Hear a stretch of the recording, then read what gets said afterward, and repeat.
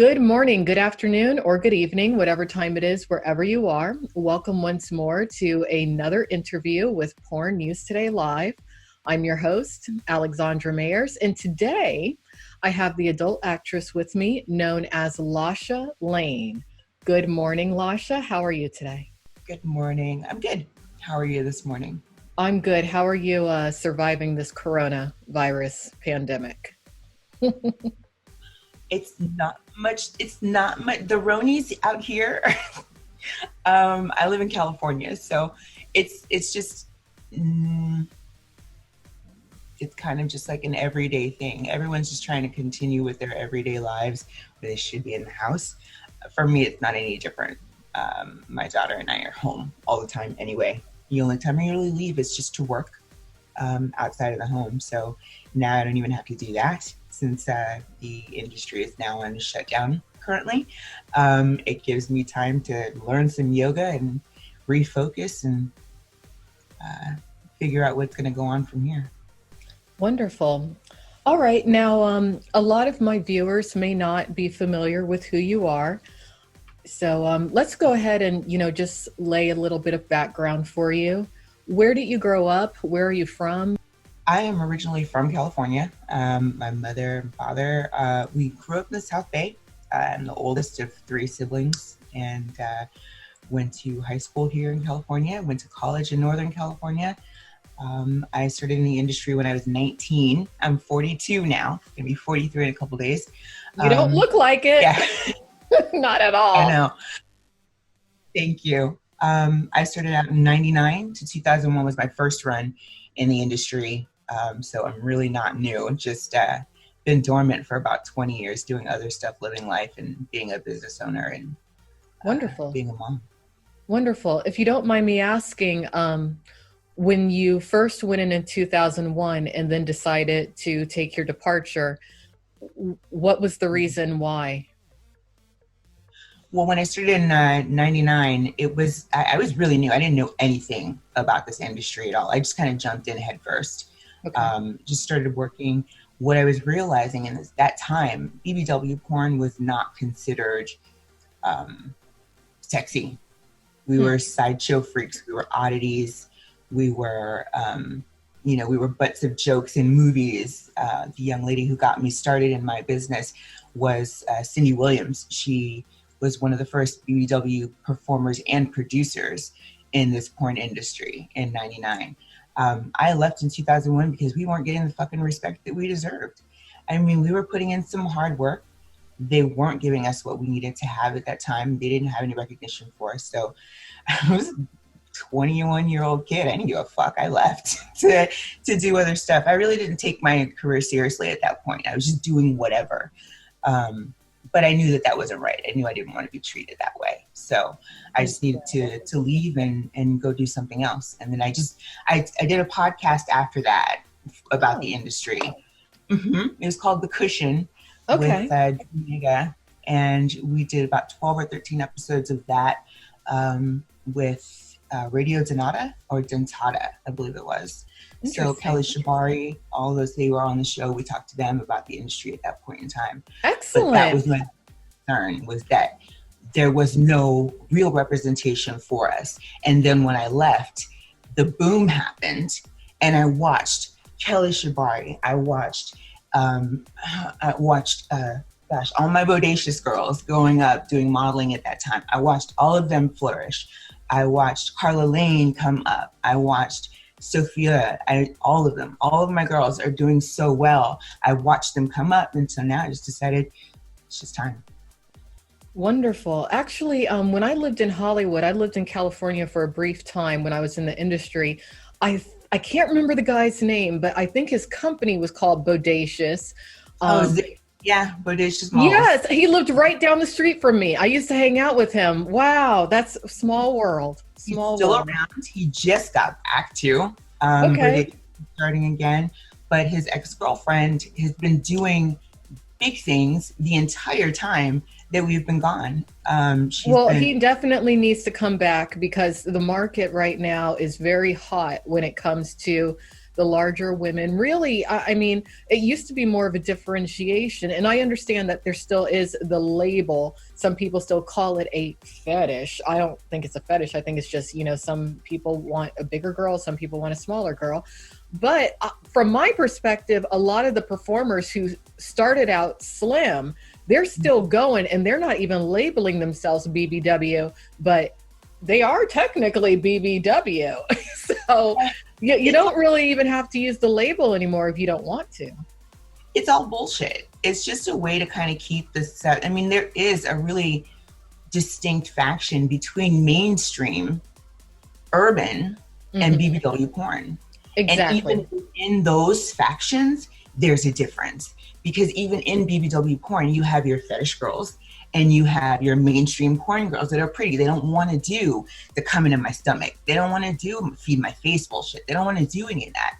They don't want to be seen in that light. They want to be seen as beautiful. They want to be seen as women that are just deserving of that. They don't want to be seen as an object.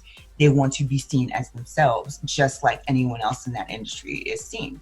So that's there's always that faction. But yeah, I think it's all bullshit, especially when it comes to BBW and mainstream porn, because now we have our girls crossing over, like Sophia Rose, and crossing over into mainstream. But in order to get there, you have to look a certain way. You have to have things done. You have to have, made certain, strides within this industry. Sometimes it is not about your skill level. It's about how long you put into it, which is definitely commendable. There's no disrespect there. But it's just, it's what sometimes it's not about what you add to the table. But a lot of these companies, they work with trying to keep the women within this industry kind of pitted against each other. Yes, I agree with you on that. They definitely do that, and they break us down within that community, and then we don't stick together. We end up fighting with each other. We end up taking sides because this particular person supports me more here, and this particular person gives me money here.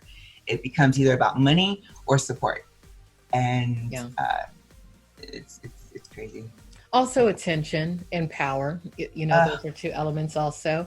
Now, let's go ahead and jump into what your concerns are when it comes to the leadership in the industry, the representation of women of color, or women who don't fit in the box of being mainstream entertainers within adults. And I did notice that you had some concerns in regards to the safety and the testing. What are your main concerns? Let's talk about that. So let me preface this by saying I have my general concerns. I watch a lot. I read a lot.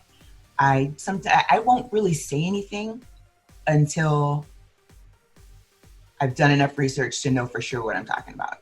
Good. I don't want to put my foot in my mouth because sometimes it's hard for me to say I'm sorry. Sometimes it's hard for me to step back and realize that I was wrong, but I will do it. So I try to make sure that I'm fair about everything that I say. Also, not necessarily my persona, but my tone online comes off a little bit more aggressive than it should. Not in my opinion. And let me just interject very quickly. You come across very intelligent, extremely so. I can tell that you're well read, you're well educated. You don't need to preface very much or apologize because you're a human being.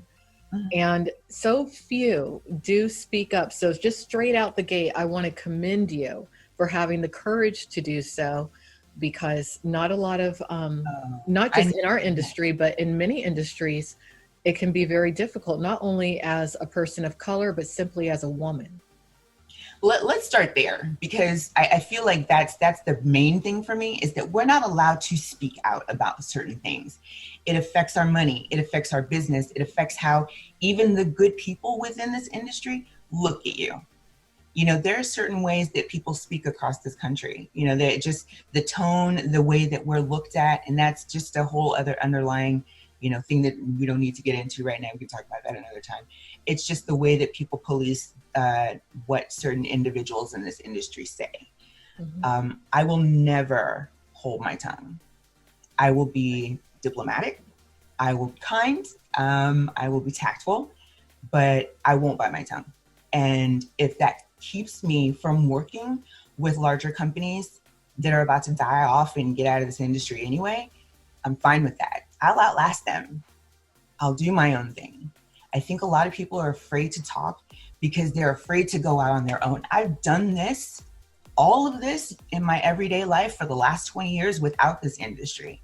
I really don't need their accolades and support. All I need is to connect with my fans, get my word out, and get my work out to them and have them appreciate it. So I'm never gonna not speak up. And let me apologize in advance because I'm a stoner. I have ADD really bad. So I have cotton mouth right now. My lips are sticking to my face. So I want to apologize. You're doing in great. advance. No, you're doing great. You look great. You're Of, coming across wonderfully. So, okay. all right, I'm just going to walk you through, okay? Yeah, Now, if I were Michelle right now, what would be your first question or concern that you would like to share with me? So what is FSC and PASS have a system which is amazing, and it's been beneficial for our industry, especially with keeping the state off of our back with regulations, and it's called PASS. It's a nationally recognized system where we go and get tested for industry, and our results are put into a database. As content creators, producers, and directors, we're able to check each other's statuses to make sure our tests are perfect, to make sure that we're working within guidelines, to make sure that we're in our 7, 14-day, 30-day, whatever the window is. Our current industry standard is 14 days for testing. Wanting to make sure that we're above board in everything that we do because it's an important industry for us. My concern is we've had the same 3 companies testing for us for the last however knows how long. Then we have a new company come in. It's expensive to get testing, especially when you're new. $155 in the state of California or Los Angeles, I'm not really sure where it is in other spaces, but in Los Angeles to get tested, it's about $155 to do so. You get test results in 24 hours. This new company comes in, it's $165. It's the same amount as cutting edge. It's more expensive than talent testing, which is where most of us go. Mm-hmm. So my simple question was, what makes you different? I went to ABN this year. I went to Talent Health Lab's booth. I spoke to Kiki Adair, and that was the question that I posed to her. What makes you different than talent testing services or anyone else that offers the services, and why am I paying you $10 more for your service? Mm-hmm. Her response to me was, well, we have Quest Diagnostics. You can go to over 2,000 locations to get your testing done. Okay. I said, okay, well, that's great, but I can do that anyway. I don't need you for that. I can go into Quest and order the panel like I need and have them put it on the talent testing services. Is there any other reason? I mean, is there anything else that makes you different than anyone?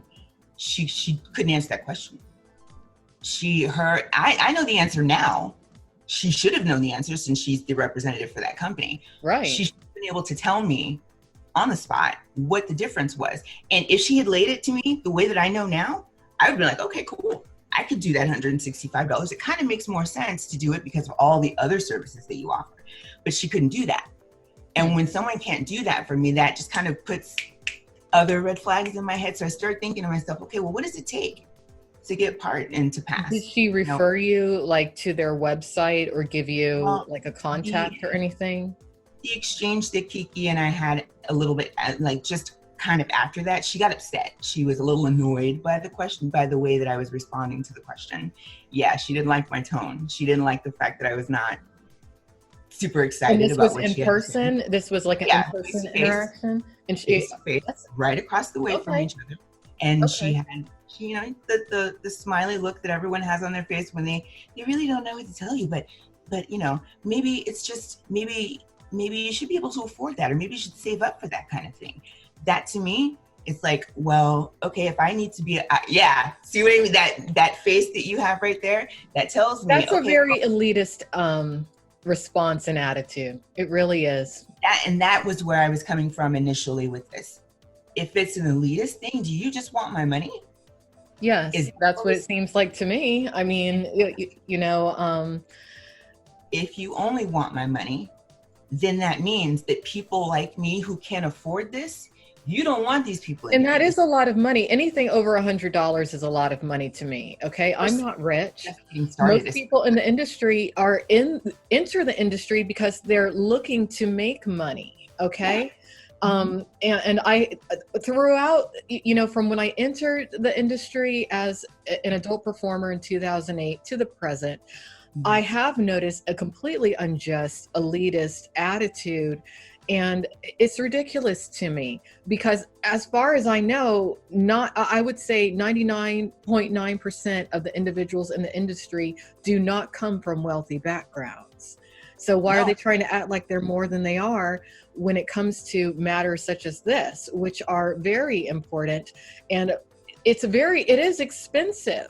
And I do not like how, in many cases, agents or managers don't even disclose that cost to new talent. And then a talent does a scene, maybe the scene was only $600, and then they get their check, and right away the agent's asking for an agency fee, the cost of the testing, and then that performer is left with maybe $150 for themselves, and they're looking, and that gives them a bad impression and a bad experience out the gate of the industry. Now, as you and I have spoken, I think you kind of know where I'm coming from when it comes to my feelings about the industry, but I'm not here to talk about that today. I'm just here to talk about what we're talking about.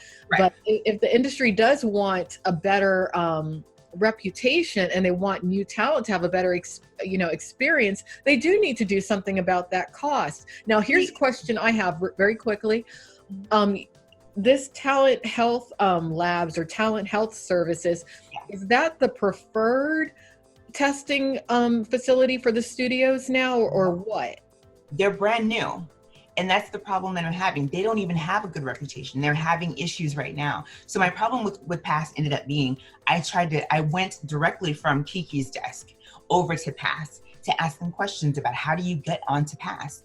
Because if we can find a low cost option, more people can perform.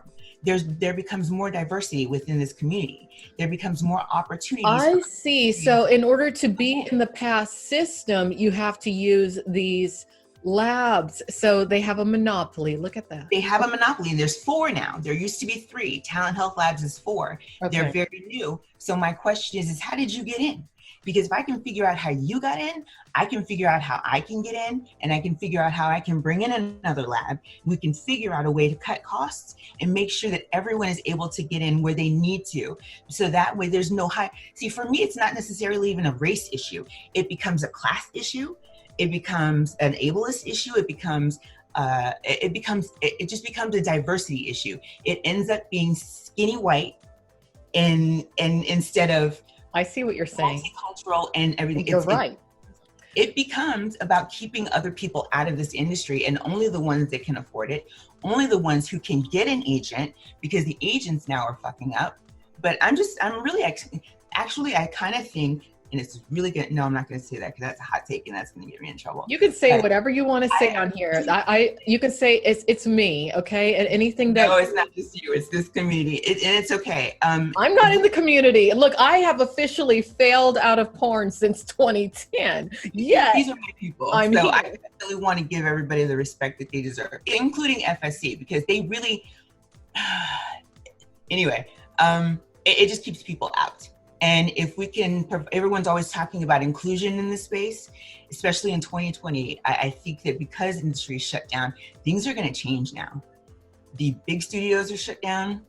All of us are content creators now. Yes. Even the big ones. It's going to even the playing field. And when things start up, it's all going to be kind of equal. So things may change. Me telling FSC to go fuck themselves is not me saying that I just don't like. You were being passionate in that moment. I get it. Yeah. Yeah, I get it. I was really being passionate, and they actually unfollowed me because of that, and that's okay. But they've had me blocked forever, but I still see them. It's just people being and they still read porn news today. Yeah. It's just people being a little sensitive about that and not being able to take it under fire. And I haven't. Well, I mean, really what you're describing when it comes to Pass, being that it is a class issue when it comes to the affordability, essentially Pass is acting as a vehicle to create segregation. within? Not necessarily create segregation, but in order to fuel it, they're being a conduit, and that's what I'm trying to let them know. And my frustration ends up being, I can't let you know that because you won't talk to me. You won't answer the question. You just ignore me. I sent the email out. I walked over and I talked to FSC at their booth and asked them the questions. And of course, we're AVN, so let's talk after AVN. So I send an email immediately and a response to Michelle at FSC and got no response. In February, I called the office twice, got no response. So once that happens, I start doing a little bit more research, digging a little deeper, finding out more about Talent Health Labs, finding out, about how that system works. I just want to know how to get in. If you can't tell me how to get in, that means you don't want me to know how to get in. Why don't you want me to know how to get in? Is it because I'm not doing it? I mean, it ended up being, I know that AIDS Healthcare Foundation can do the same kind of testing that our labs do, but there's a political issue there. There's history there. Yeah. No one is really talking about. There's history between those two, but I don't give a fuck about that history if it can get my performers in the door to do the job that this world wants to see. I don't give a fuck about your politics. I want to work. That's it. That's all I do. I want to work, and I want to do what I need to do to feed my daughter. And you guys will be gone soon. So I'm going to talk and say what I want. Well, I hate to break it to you, but you're actually a natural politician. But let's clarify very quickly.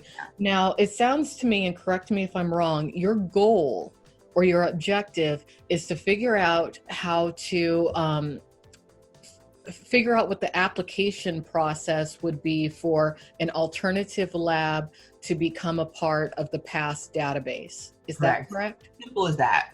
Okay. How? Tell me how. It's not even on their website. It's not on their website or anything? Not on their website. There's no information as to how you become part of PASS. There's no invitation into that community.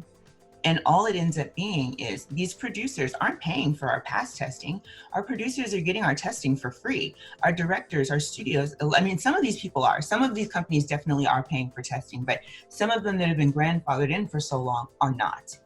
They're sending their girls over that don't have to pay to get tested.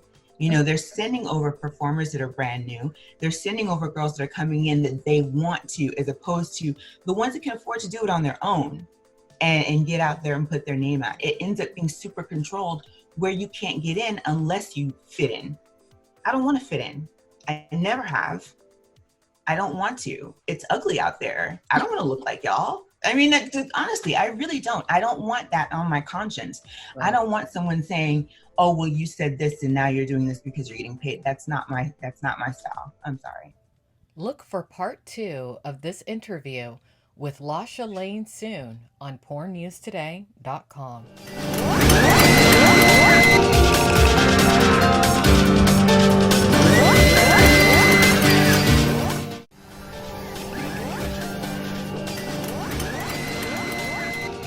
On part 1 of this comprehensive interview with adult actress and adult performer advocate Lasha Lane, Alexandra and Lasha explore the issues relating to the affordability of the current STD testing clinics, which are attached to the Free Speech Coalition Control PASS network, and how the current high cost of testing may halt the ability of performers from lower income brackets of society, performers who are often people of color, from participating in the adult industry.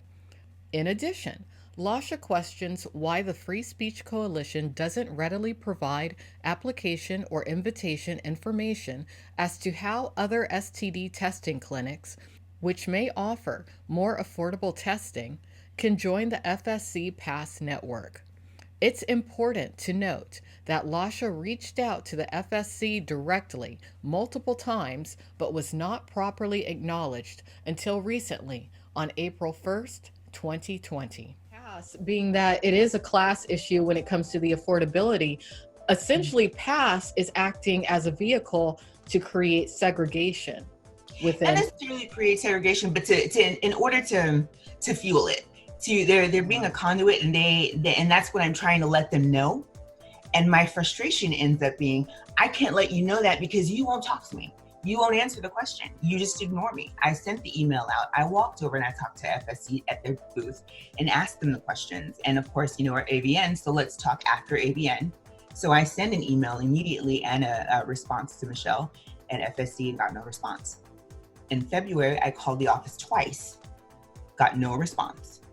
So once that happens, I start doing a little bit more research, digging a little deeper, finding out more about talent health labs, finding out, about how that system works. I just want to know how to get in. If you can't tell me how to get in, that means you don't want me to know how to get in. Why don't you want me to know how to get in?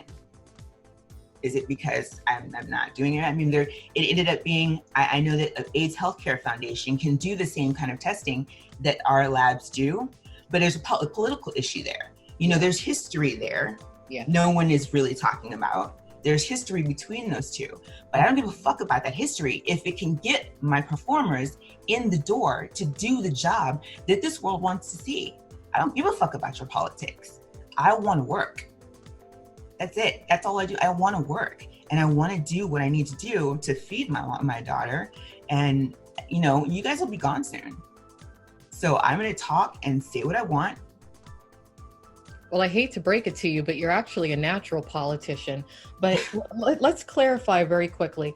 Now, it sounds to me, and correct me if I'm wrong, your goal or your objective is to figure out how to figure out what the application process would be for an alternative lab to become a part of the PASS database. Is that correct? Simple as that. Okay. How? Tell me how. It's not even on their website. It's not on their website or anything? Not on their website. There's no information as to how you become part of PASS. There's no invitation into that community. And all it ends up being is these producers aren't paying for our PASS testing. Our producers are getting our testing for free. Our directors, our studios, some of these people are. Some of these companies definitely are paying for testing, but some of them that have been grandfathered in for so long are not. They're sending their girls over that don't have to pay to get tested. They're sending over performers that are brand new. They're sending over girls that are coming in that they want to, as opposed to the ones that can afford to do it on their own and get out there and put their name out. It ends up being super controlled where you can't get in unless you fit in. I don't want to fit in. I never have. I don't want to. It's ugly out there. I don't want to look like y'all. Honestly, I really don't. I don't want that on my conscience. Right. I don't want someone saying, "Oh, well, you said this and now you're doing this because you're getting paid." That's not my style. I'm sorry. Okay. Well, I'm so glad we're talking, because this is an issue that really had not been on my mind. Years ago, I was speaking with someone who had a concern when it came to exactly how the testing worked, but I just hadn't thought about it for a while. Right. And there's things within our testing that need to be done too. We're not testing for herpes. True. Would you be open to, if you had the right people approach you, would you be open to creating a competitor system to PASS or an alternative to PASS? Because there's no way for me to foresee what would happen, but when I do think about that cost, and I think about how certain people are basically barred from performing due to the cost, or at least from performing consistently, I think that's something that could happen, an alternative to PASS. Because even when I think about I'm wondering now, if the demographics of the industry are a certain way when it comes to the number of talent of color, simply because a lot of talent of color can't afford the test. Now, there's other factors that I already know for a fact, but it's just something to think about. There's a whole urban versus mainstream thing too. Yeah. You're not Black enough, or you're not mainstream enough, or there's a whole bunch of bullshit within that community as well. Yeah. If maybe I could. I would love to work with PASS on this. I'd love to make sure that what we have in our community is already strong.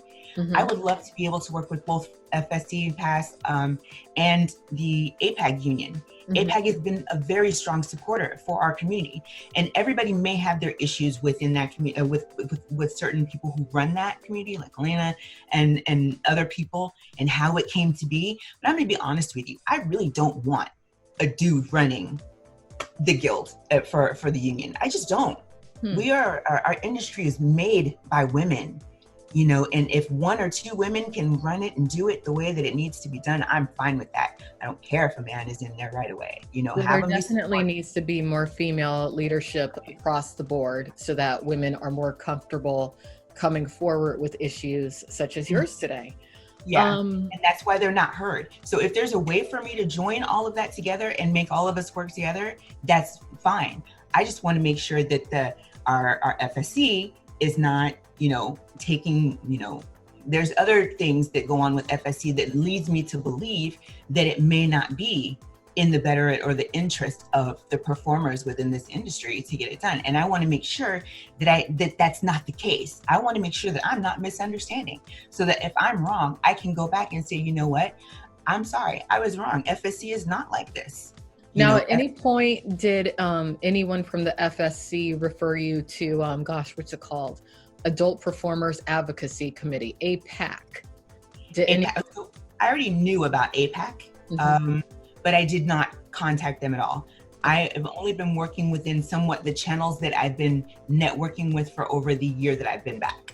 I've been talking with FSC. I've been talking with Talent Health Labs, trying to go directly to the source. I've been talking to APAG to see what the friction is. There's friction right now between FSC and APAG. You know, these are two people that are supposed to be doing the most for our community. I can't fight with them. I really can't, because FSC is getting us money for our being furloughed and getting us health insurance. And APAG is doing our best to make sure that the workers in this industry are getting what they need. Work together, people. We can do it. You don't want to right now. We can fucking do it. So yeah, if I can get another system that is this, it's all it is a national registry and database. Let me know what the testing requirements are. This is going to be fair. This is not about the money. This is about the work. This is about California and the federal government not getting on our asses and cutting us off. They're already trying to chop us at the neck right now with getting funding for the coronavirus. If we don't have to worry about them regulating us, we can all make the money that we need. And in order for California, especially, we have to have,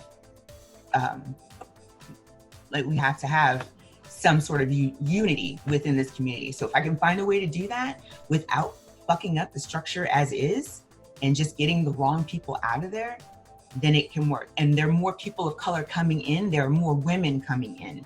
You would be a wonderful person to have on that Adult Performers Actors Guild board. They're not exactly a fan of me, and I'm not a fan of them, but if you were on there, I would be a fan of them, because you are just articulating everything so perfectly. I love APAC. I have grown to really adore Alana and Ruby and all of them. They do amazing things. And I at XBiz LA, actually before all this happened, I spoke with Alana and I told her that I wanted to join APAC. And we haven't gone through the processes or anything like that. I actually knew her before I spoke to Kiki, and she came to me after my exchange with Kiki that same day. She wasn't at ABN. Kiki went to her and said, yo, your girl, she just came to me and was like, eh. So Alana called me and we spoke, and I told her what happened, and we just left it at that, because it's not ready. We're not ready. They're not ready for that yet. You know, from what I can observe, APAC does need additional people who actually want to help the adult community. And these are all just my observations. She wants me to do it. She definitely does want me to do it, and I want to do it. We just have not made the steps right now. They're fighting right now just to stay a union. I want them to win that fight first, and then I can join, or I can help however I can on the outskirts. I can be vocal. I can encourage other performers to be vocal. The women and the Black women in this industry, let's just start there, are becoming more vocal. Finally. They're not afraid to talk like they used to. And I'm seeing, if it's because of the work that they're getting on their own, they're starting to see that they don't need their agency's backing to get the kind of work that they want. So they're being more vocal. Anna, Fox, Osa, very vocal. Kira, very vocal. And I just wish that they weren't Lotus, very vocal. I just really wish that they weren't the only voice for Blackness within this community. I wish that our urban girls, and it's funny because they're still Black, but our urban girls don't have a voice. I'm kind of in both. I wanted to strategically place myself within both communities, both urban and mainstream, so that I could kind of have a voice for both communities, so I could listen to what's going on in both sides of the community. I can listen to the mainstream Black women that are having their issues within that community, and I can listen to the urban women, the urban Black women that are having issues within that sphere of misogynoir and just mistreatment within our own community for us and how we're looked at. I want all of us to be heard, and I want the industry to just kind of see us as a whole instead of seeing us as she's kind of white Black, she's kind of Black, she's got a loud voice, she's quiet. I love the fact that we're speaking out now and we're not afraid to do it. We're not afraid to do it. And the more it goes, we're starting to be more ourselves. We're starting to be more vocal. We're starting to not give a fuck about how you think we look, how you think our tone is, or how you think we speak, or how much of a lady you think we are. We still suck dick. We still have college degrees. We still run businesses, and we still all do all of this stuff. You're gonna listen to us now. You don't have a choice anymore. Let me ask you, what are your long-term goals in the industry at this stage? Because you already got your feet wet when you first entered when you were younger, then you took your break, developed your life.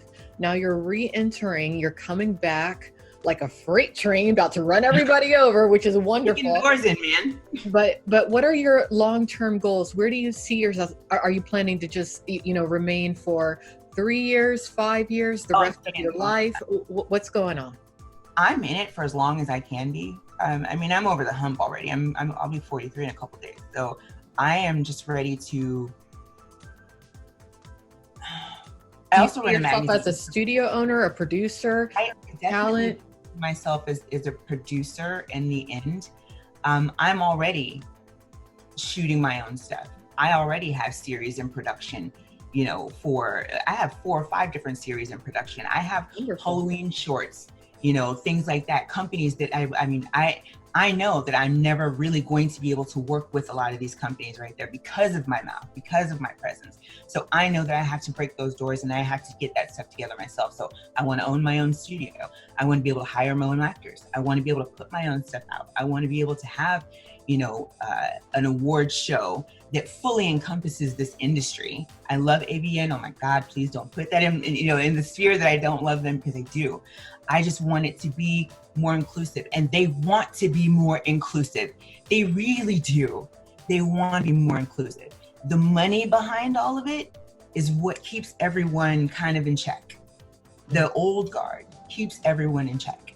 And the old guard thinks that they're making strides because they're acquiescing, they're giving us, someone of an other as a leadership in major companies, but it's not enough. They're still doing the bare minimum, and they don't even know what's enough. So if I can also get into, so I want to own my own production company. I want to make sure that diversity and inclusion is a thing and that they know what that is. They don't really, they have an idea of what it is, but they're not asking the people that want to be included. They're not asking those people within that industry and including them to have a voice. They're not understanding that just having us there in that space is not enough. We need to be. Well, one thing I've always thought needed to be addressed has been the race-based wage discrimination. That has gone on for a very long time. Not many people talk about it. Do you have any thoughts on that? I'm still too new to really give a mainstream versus content creator a really broad perspective on it. When I first started, it was easier because there was no internet. There was no content creators. Everything was studio. You had to know people in order to do it. You don't have to do that now. So it's just, the pay rate is shitty across the board. Yeah. It is. It's shitty across the board. It doesn't matter if you're doing it with, other content creators. Most of us do interchanging work for free. We don't get our money until a studio books us.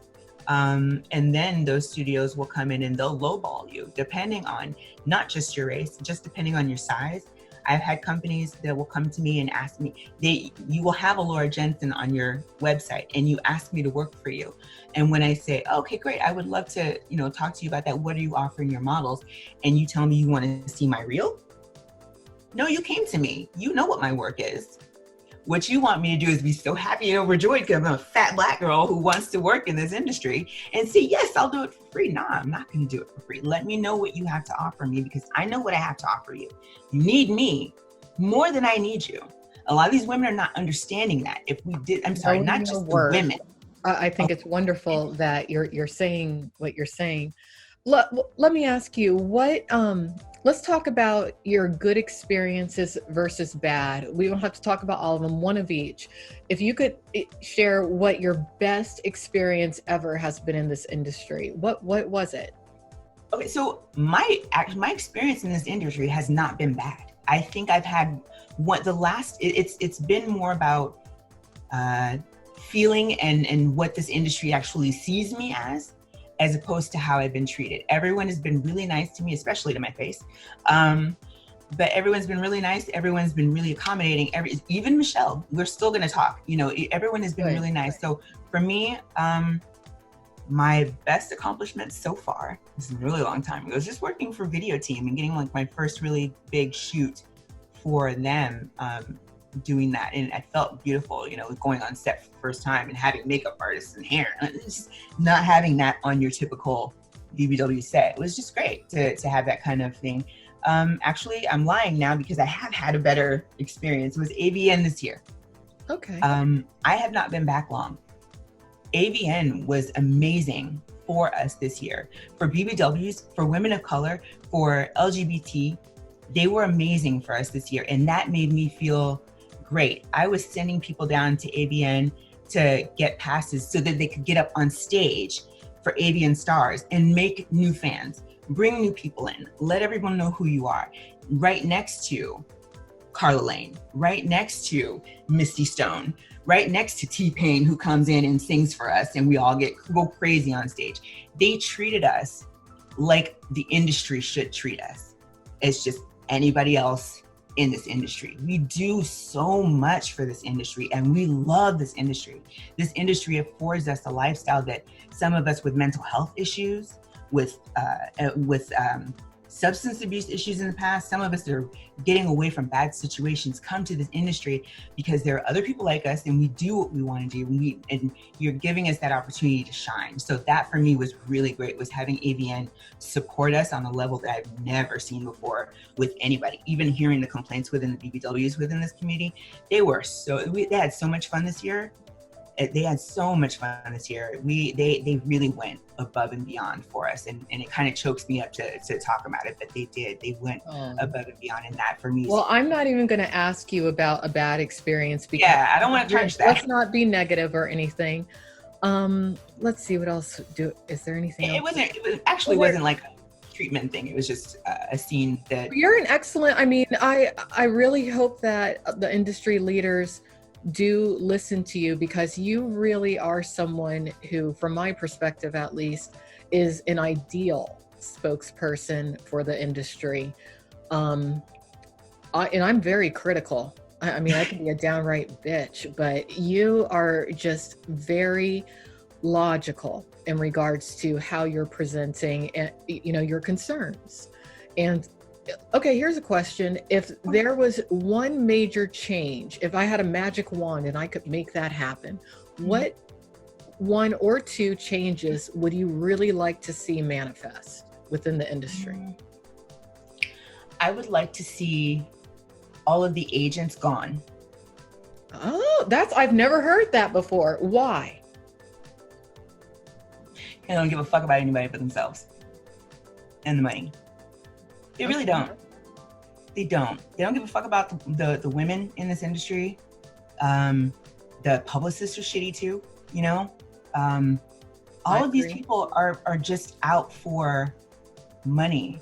And it ends up being their performers that want to do the kind of work and they want to have the kind of message that they want. They want to, get rid of terms like BBC, which is fucking gross. They want to get rid of certain terms that demean people that are exclusionary. And these companies don't want that gone. They are okay with continuing to perpetuate stereotypes that don't need to be perpetuated anymore. Times are changing. Yes. People don't want to be looked at a certain way in the same old frame of eyes that have been looking at us since the way porn started.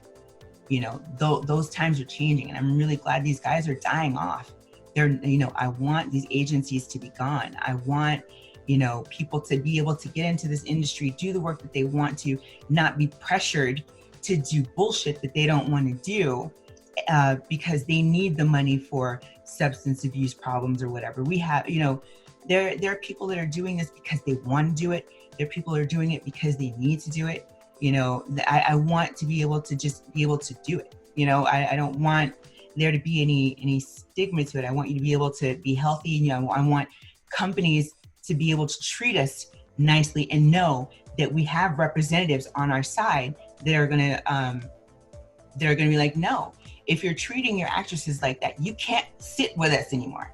You gotta go, And I want the performers to feel comfortable enough to be like, okay, well, we're gonna band together and we're not gonna work with this company anymore, no matter how much you pay us, or offer us. Because what's starting to happen is when they have these agents and when we have these companies that are not out for us, we have these girls that want to work so bad, they will take whatever they can get and undercut whatever hard work that we're trying to do.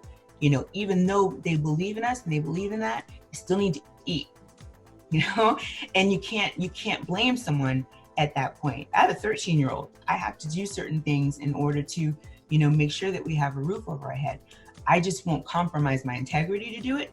I'm fine if you do, especially if you're upfront about it. Tell me, look, I have to feed my family. I don't give a fuck. Tell me that. I don't want you to have to make excuses for the choices that you make. You make those decisions because of that. And when we have agencies and we have publicists and we have media outlets that are only giving certain voices that message, they're telling us that if you don't have the message that we want to hear, we're shutting you out. You can't work in this industry. And that has been what's happening. That's a very, very interesting point that you brought up, and I'm so glad you did. Another question, if you could offer a piece of advice about the industry, entering the industry or functioning within the industry to your younger self, to yourself, but when you were younger, what would you say to yourself? I actually kind of did that because I'm starting over, I don't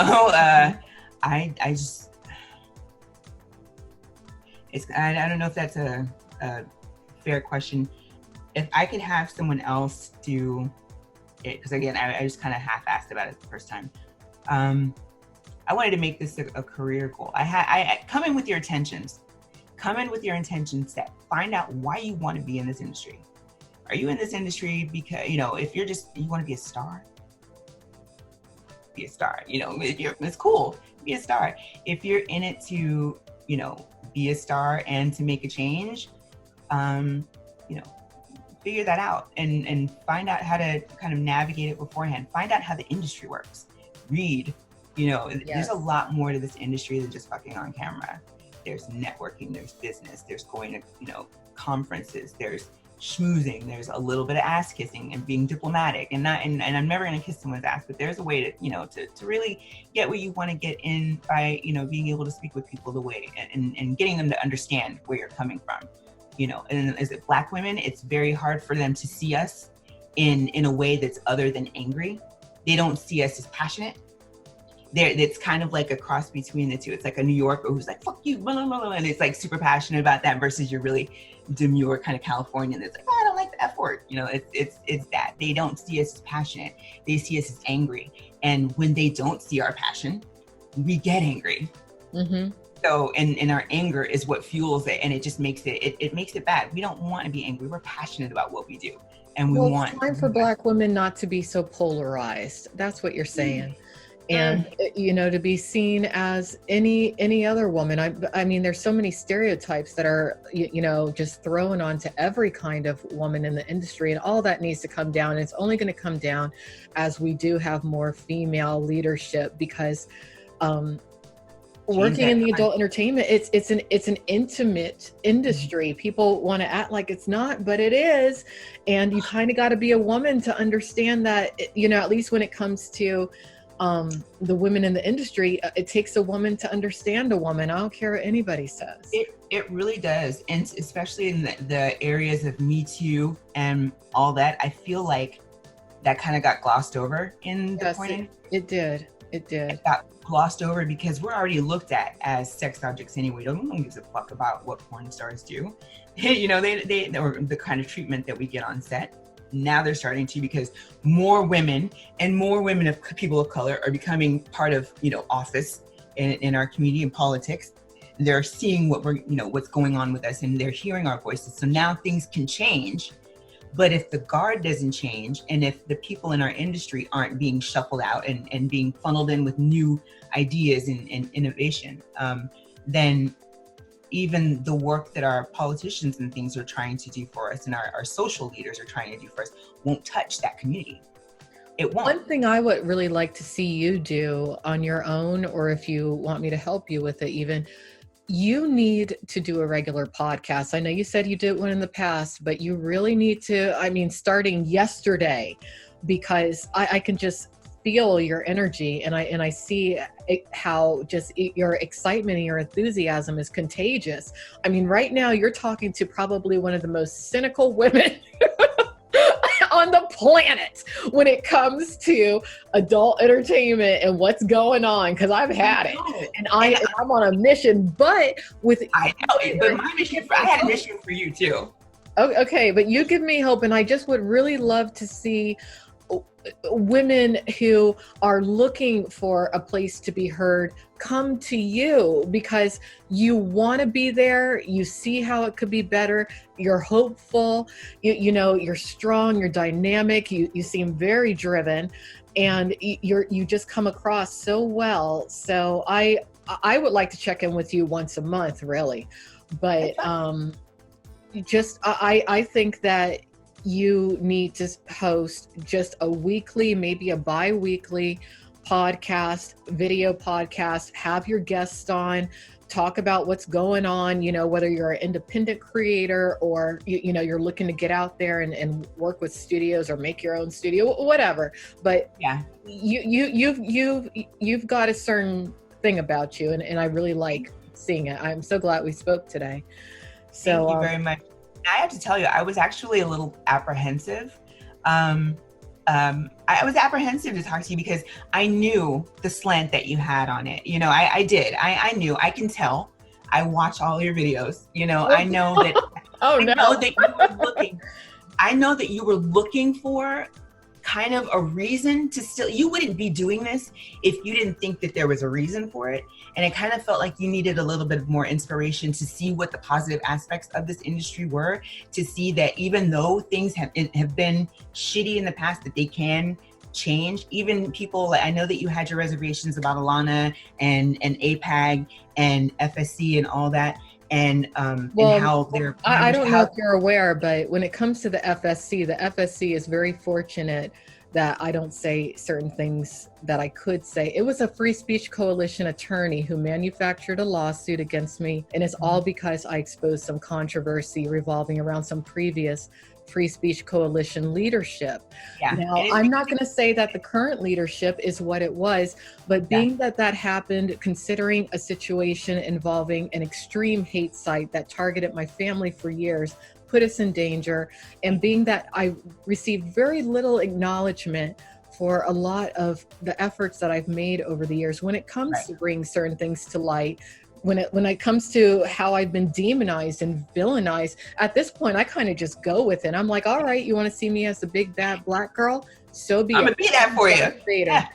But I'm just very disappointed when it came to the treatment, not just of myself, but that I've seen of others over the years.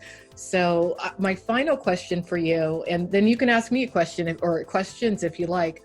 My final question for you would be, at this moment, let's say none of the changes that you would like to see happen were to happen, would you recommend someone who is, 21 years old, has stars in their eyes to enter the industry today?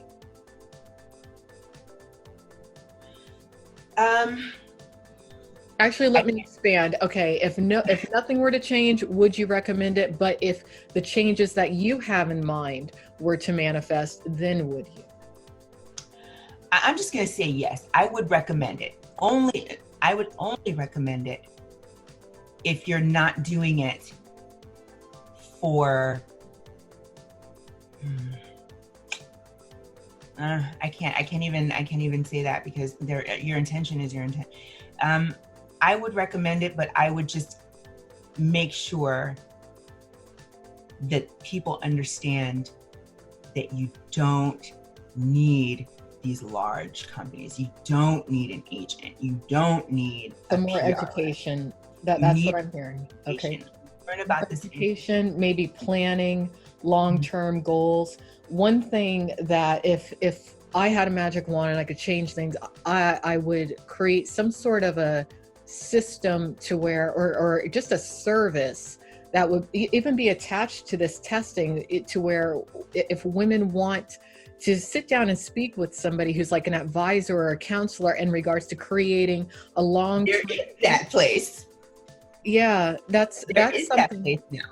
Okay. And that is the issue that APAG and FSC are having.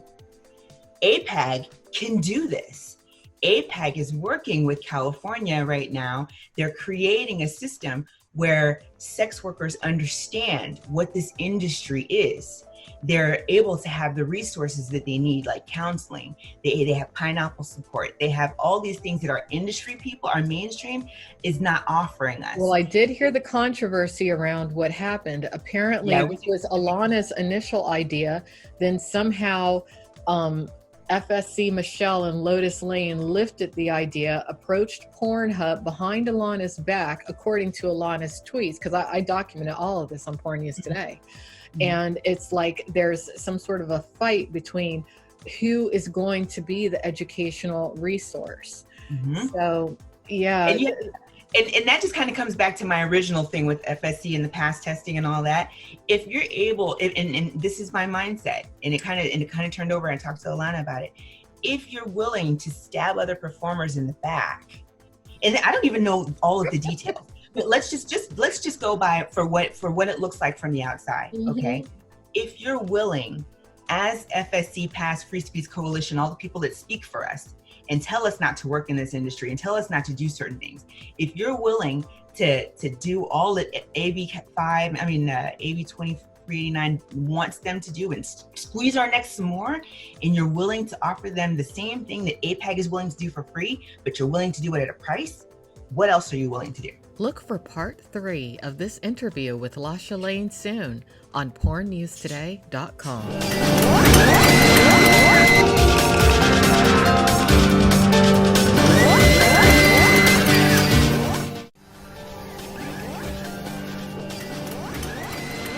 Welcome to part 3 of a comprehensive interview with adult actress and adult performer advocate Lasha Lane.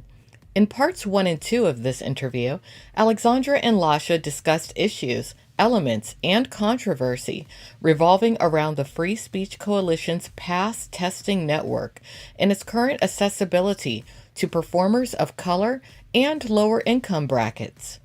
In this final segment of the interview, Lasha and Alexandra discuss the future of potential educational resources for performers in the adult entertainment industry, along with some other positive and negative situations currently playing out within the political ranks of the adult entertainment industry. One thing that if I had a magic wand and I could change things, I would create some sort of a system to where, or just a service that would even be attached to this testing, to where if women want to sit down and speak with somebody who's like an advisor or a counselor in regards to creating a long-term. There is that place. Yeah, that's something. That place now. Okay. And that is the issue that APAG and FSC are having. APAG can do this. APAG is working with California right now. They're creating a system where sex workers understand what this industry is.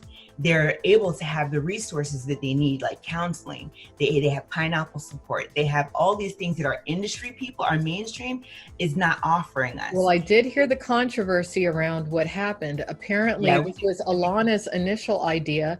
Then somehow FSC Michelle and Lotus Lane lifted the idea, approached Pornhub behind Alana's back, according to Alana's tweets, because I documented all of this on Porn News Today. And it's like there's some sort of a fight between who is going to be the educational resource. So, yeah. And that just kind of comes back to my original thing with FSC and the past testing and all that. If you're able, and this is my mindset, and it kind of turned over, and talked to Alana about it. If you're willing to stab other performers in the back, and I don't even know all of the details, but let's just go by for what it looks like from the outside. Okay, if you're willing, as FSC, past Free Speech Coalition, all the people that speak for us and tell us not to work in this industry and tell us not to do certain things, if you're willing to do all that AB 2389 wants them to do and squeeze our necks some more, and you're willing to offer them the same thing that APAG is willing to do for free, but you're willing to do it at a price, what else are you willing to do? You know, look, when it comes to FSC, I think that the FSC is willing to take newborns and sell them. That is not Lasha Lane saying that. That's me. I have no idea. I don't know. I try to just work with what I know and what it's perceived. But I see what you're saying. Yeah. Because but there always has been, it seems, at least from my perspective, an objective to not educate the performers, because anyone who's not educated is easier to control. So I do think that agenda is without a doubt in place. And I do see how the APAG's efforts when it comes to the free education, I think it's a wonderful idea. I do. I do think that it's horrible that, you know, if it's true what Alana has said about the FSC lifting the idea, I think that they should be ashamed of themselves. I think that's horrible. Yeah, I think but it's good to hear and at least see that the educational push is on the cusp, but the push back could, you know, theoretically be from the agents who do not want an educated talent pool. And the FSC, from my perspective, seems to be more about the agents and even the publicists than the actual talent. It's not free speech anymore. It never has been. I think that originally, when in the 90s when it started, that FSC was on the right track at that point. Bill Margold, he was very involved with the conception. He's, you know, passed away since, but he had a vision. Okay. So if you ever look back at things that he had to say, you can see what the FSC was intentional, you know, what the intention was initially supposed to be. Right. But today, it does seem that a lot of people are utilizing it. They're utilizing it to get paid. And it really kind of bummed me out, that whole exchange. And that's what another thing that kicked me up with this whole thing was the exchange that Alana had on Twitter. And when I saw Lotus's name attached to it, it broke my heart, because I look up to Lotus. I look up to her as a very outspoken and very strong supporter of women of color and people and others within our community. You know, I love the work that she does with kink.com. I love the work that she does with our bisexual men within this community. I love that she's working with FSC. And I'm hoping that there is a miscommunication and that there is no underhandedness. So too, because that surprised me when I did see her name. And honestly, I kind of cried over it, because for someone who's been so vocal about the way Black women are treated in this industry and has been heard, for you to turn around and be accused of that. She doesn't have to say anything to me. She doesn't owe me any explanation at all. But just to even, as a Black woman, to see that, I would make a statement. You know, I would be like, yo, it wasn't like that. Or let me talk to Elena and make sure she has her ducks in a row. But if why put, or is someone even putting this on Lotus and she doesn't even know that's what I wondered. I was wondering if she was being utilized as a scapegoat by somebody else. That crossed my mind. They do that to us as well. They take a token, and then I'm not calling her a token because I kind of want to reference from a lot of people's perspective, yes, she is a token. Okay, I'll say it then. From it's not perspective. You don't have to say it. That one, yes, for that particular thing, she's being used as a token, and I want to make sure that she actually that she knows that. Does she? I haven't had a chance to have a conversation with her because it's not my place to do that yet. I'm not in this fight yet. This is just on my mind thought.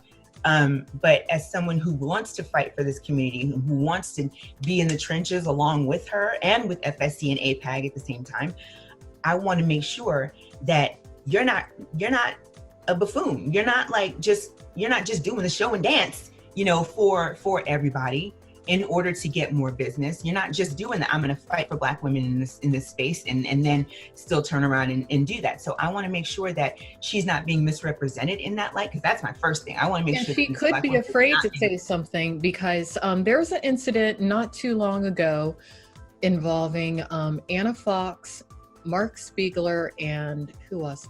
Caden Cross, to where Anna Fox verbalized on Twitter that she had felt like she was mistreated and was the recipient of a certain level of racism from Caden Cross and her husband for some sort of a scene that they were doing.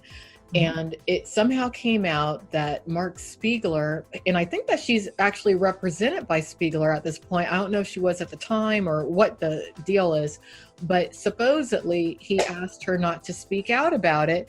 And I have noticed, now keep in mind, these are all my observations. I don't know. But all this is conjecture. All this is observation. And Anna seem close. So, I've even seen an interview, and I do want to send you the link to that, to where they were at some sort of an award show and someone was interviewing them, and the interview asked them the question, hey, are either of you up for an award at this particular show? And they were like, no, but we're here to support people. But it was almost like they were just accepting of the discriminatory practices. And look, I get it that sometimes you do have to bite your tongue in certain situations, but I'm just wondering, how much are their hands being tied? Because if their hands are being tied, where would they go for help if they feel like every venue of communication nowhere shut off? And you were asking me, why do you keep, if you feel as negative as you do, why do you keep moving forward? And I guess there is that tiny spark within me to where I feel like, look, I know a lot of people might hate me or might have the wrong impression, but I'm just going to be here to where if it's life or death, I'm here, So I'm going to let you know. Yeah. And this is one of the thing is that I still have a strong amount of hope for Lotus, because she said it herself in a ManyVids video interview that she did. This industry will pick one or two Black women as the face of this industry for a year at a time, and no other Black women can get above that. And right now it's Anna, and at that point in that time it was Anna, and Anna's fighting. I love Anna to death. Anna is making strides that no one even knows about. I can see it in her face. I can see it in what she does. I can see it in the moves that she takes. The woman is and I also, it sucks too. The Black women in this industry, they are finally starting to stick together. They're finally starting to support each other. Anna, Osa, Kira, Misty, all of those, Demi Sutra. When I go to AVN, they're all together. They may not kind of like kiki together all the time, but you see them, they hang out together, give each other hugs. They really do support each other. The agents, again, this is why I'm telling you, agents need to get the fuck out of here, because Mark Spiegler's a piece of shit. I'm gonna tell you straight up. I mean, I don't like Mark Spiegler. I've already, and I kind of tested it. I asked him, I straight up sent him an email and I asked him, I kind of want you to represent me. What do you think, about the whole thing? And told him my story. I met him in Expo, and I know his wife is Black, and that has nothing to do with the way that men in this industry treat women of color or just women in general. I don't care if you have a black wife. I don't care. Are you talking about Spiegler or Schechter? Oh, I'm sorry. It's okay. Me too. So Spiegler and Schechter.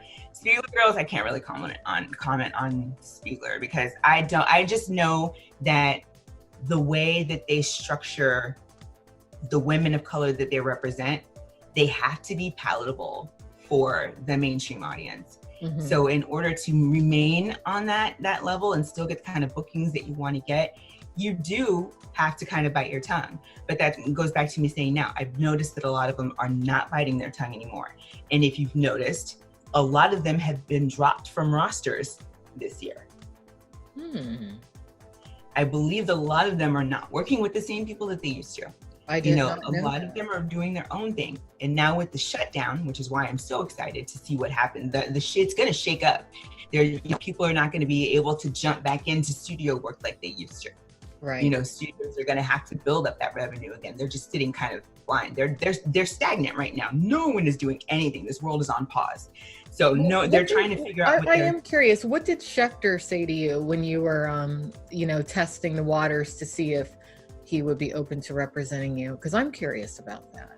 And I know why you're curious about it. And I wanted to send you the response for it because it kind of feeds. It not feeds, but it kind of goes along the vein of what you were talking about as far as. There's a young woman who he gave a hard time to, and it's bothered me for a while. So.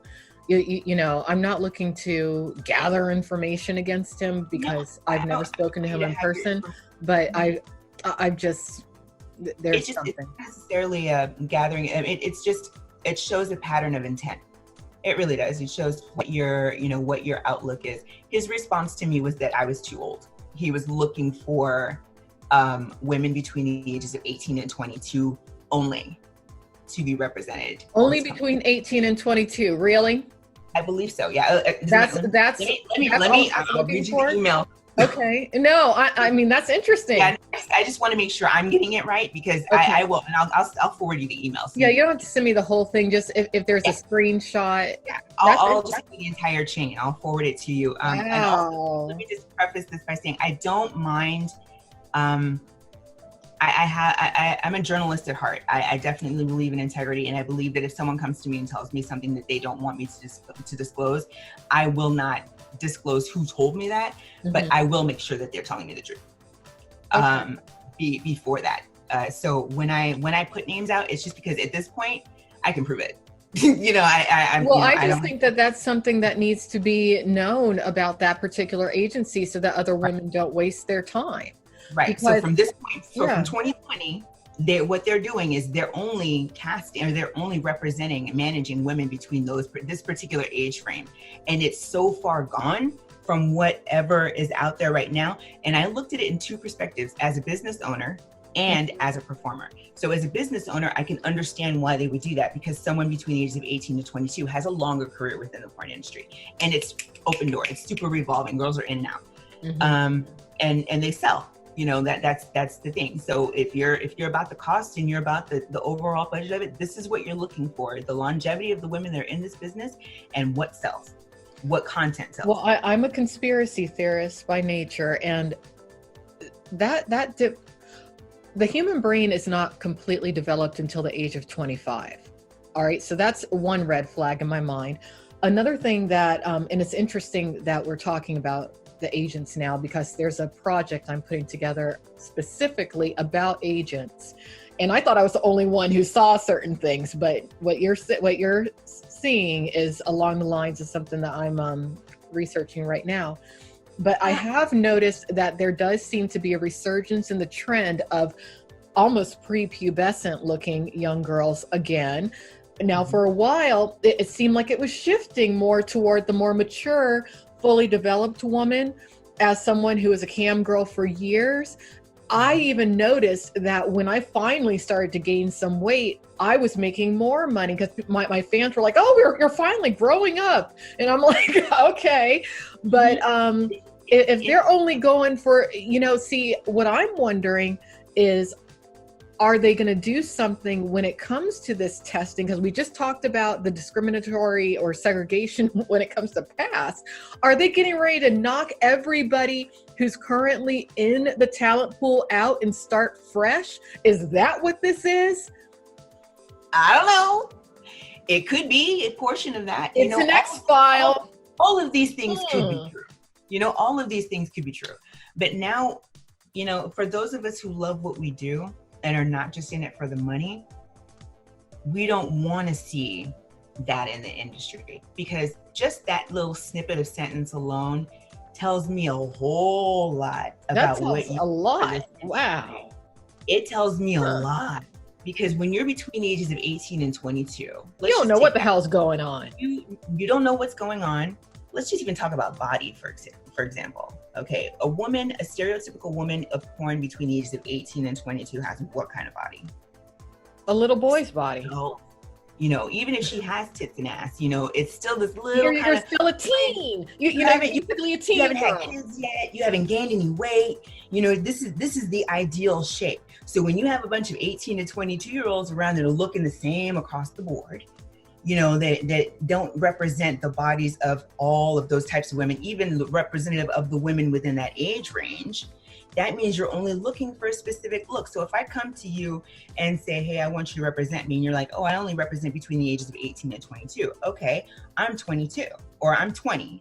So what's stopping you from representing me? Oh, well, you don't look like the normal 22-year-old. Now you can start playing with other things to keep me out and from being represented within your agency. I mean, this agency, I've specifically requested them because they represent BBWs, because they represent older women, because they represent, they had a larger talent pool. I wanted to see what they were going to say. I don't need a manager.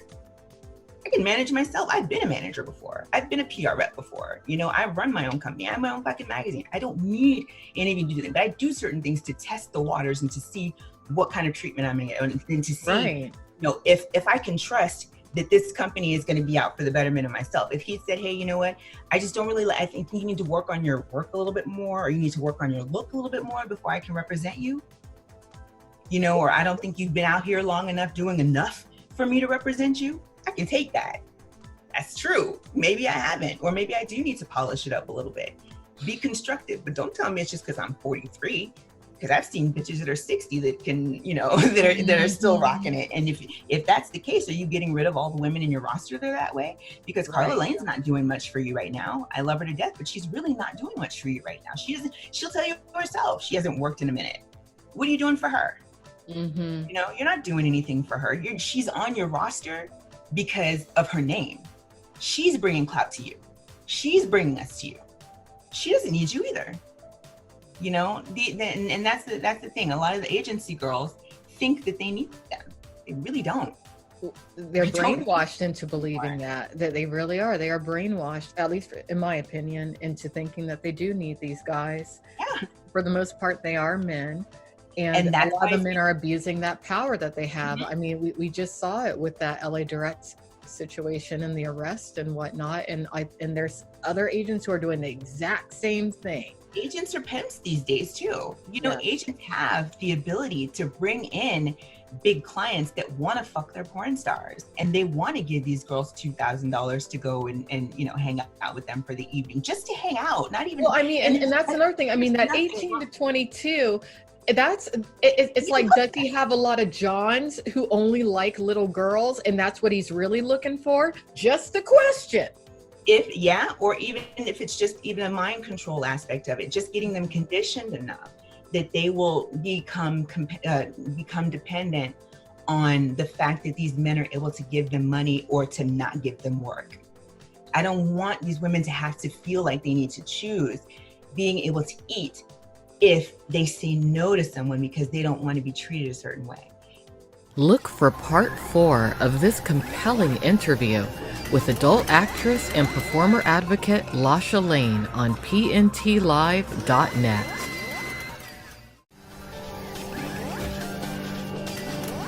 Welcome to part 4 of this comprehensive and insightful interview with adult actress and adult performer advocate Lasha Lane.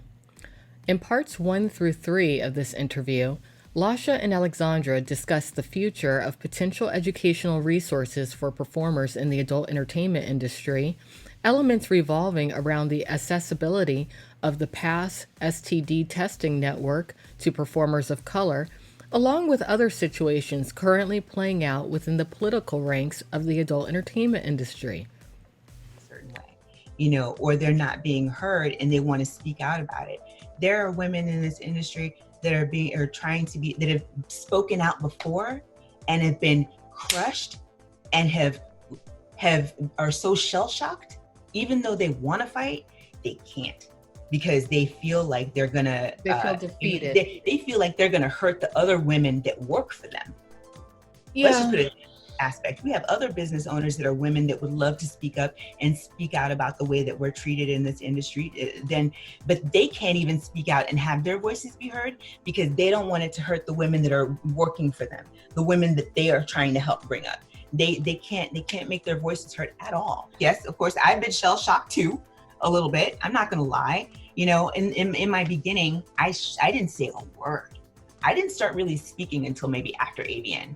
After I made my connections, after the people in this industry that I know that are higher up, they know who I am. They know that I'm speaking. They know that I'm not kind of talking out of the side of my neck.